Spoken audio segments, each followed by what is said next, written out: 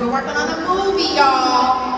This is gonna be good. I'm so excited starring myself. Higher Ground, it's amazing. I'm so excited, grateful that you're gonna be a part of that project, babe. Yes, I don't want to tell you guys too much, but it involves basketball and Aubrey Plaza, so you can imagine some comedy.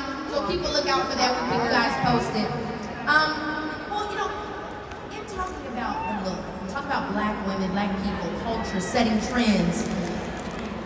What was so important about it for you to create this book to talk about how to own what you put out to the world?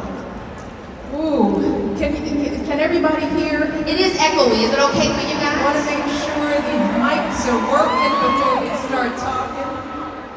But why did I do the look? As we all know, how we show up in the world says a whole lot about sometimes how we're treated, what kind of respect we have, and during my 8 years as First Lady, I made it a point not to talk about fashion because I didn't want my 8 years to be just about the shoes I wore or the dress I was in. I wanted people to see who I was and what I was doing.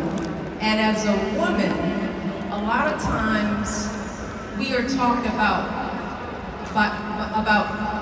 how we look first before what we say. Absolutely. And so, but fashion was a big part of what I did. I mean, I made it a point to think really strategically about how I showed up.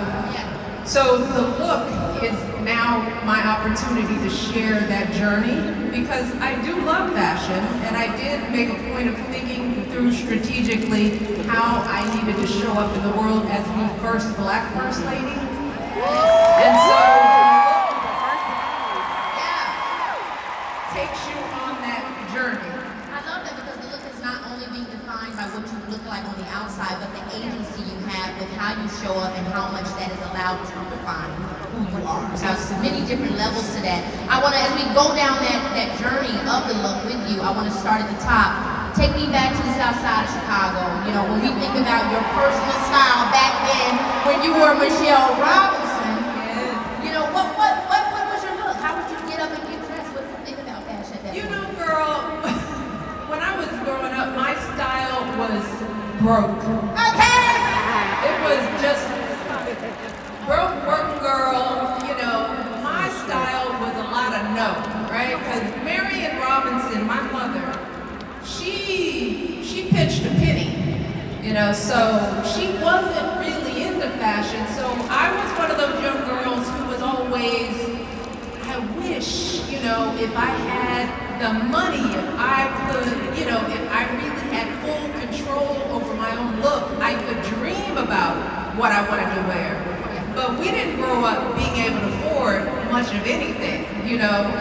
We were shopping at Sears and Roebuck's, you know, Garanimals, what was on sale. I remember Sears Tower coming up. Oh my God.